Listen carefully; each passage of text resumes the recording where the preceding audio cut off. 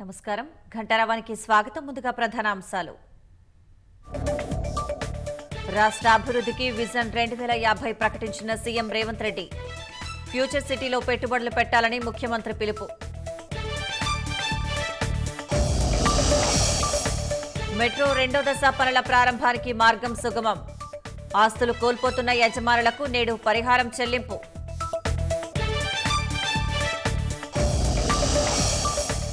Formula race కేసులో దర్యాప్తు ముమ్మరం.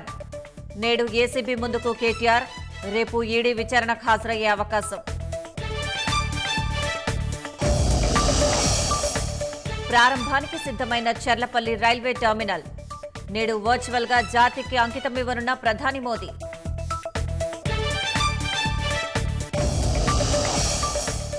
మంచు తుపానుతో వణికిపోతున్న అమెరికా. పలు రాష్ట్రాల్లో ఎమర్జెన్సీ ప్రకటన.